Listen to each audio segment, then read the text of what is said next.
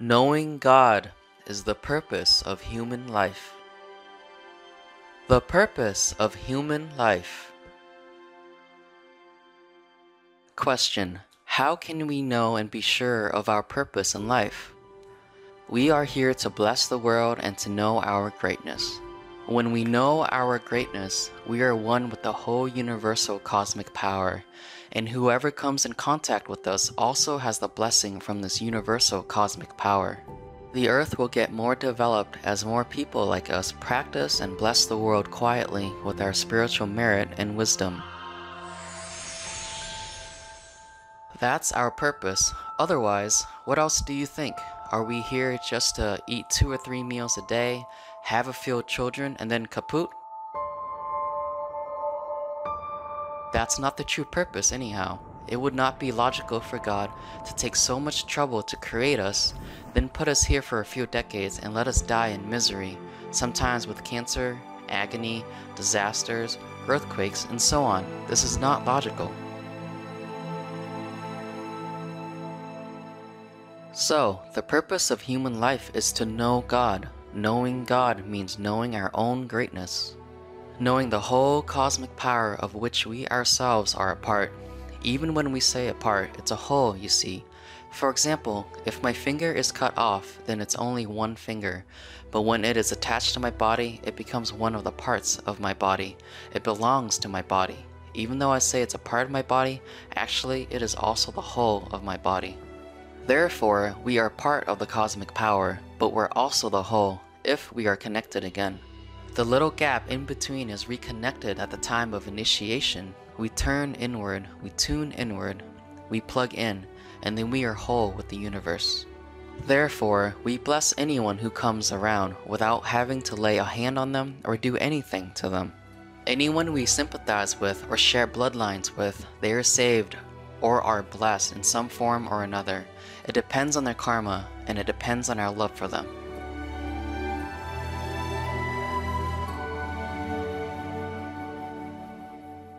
Why are we here?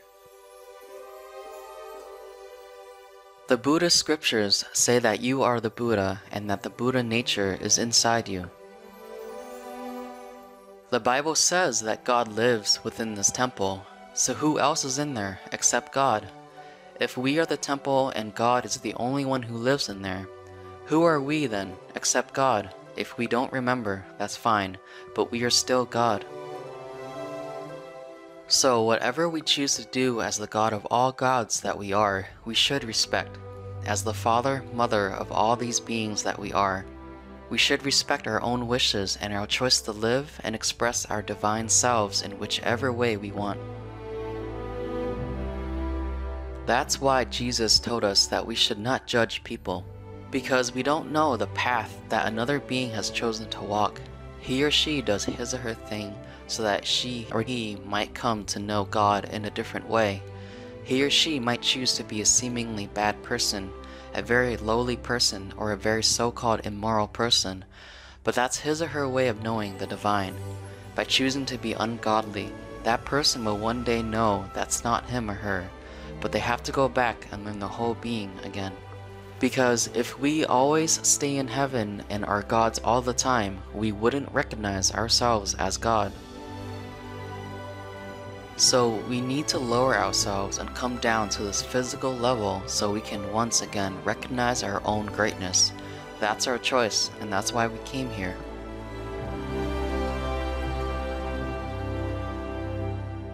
So the answer to our question about why we are here is because we want to know God. When we feel the time is up, that's the time we choose to remember ourselves again. That's the time we come to seek out spiritual friends, a spiritual group, or maybe a spiritual teacher so that we can remember quickly, because we have forgotten how to remember and where to look.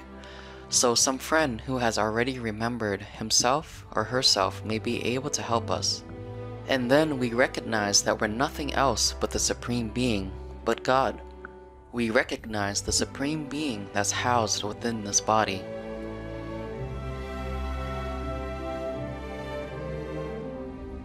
But actually, Hes is not housed within the body.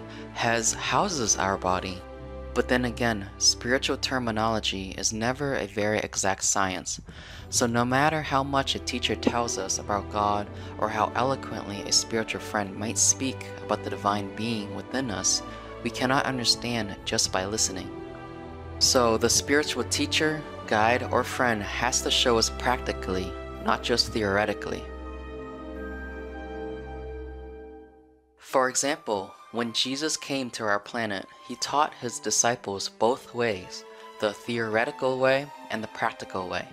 And that's why later his immediate disciples could also do wonders, could also see heaven, could also hear the voice of God as the word of the Creator, could also see the light of heaven, could ascend to heaven, and even see the angels or see the Father.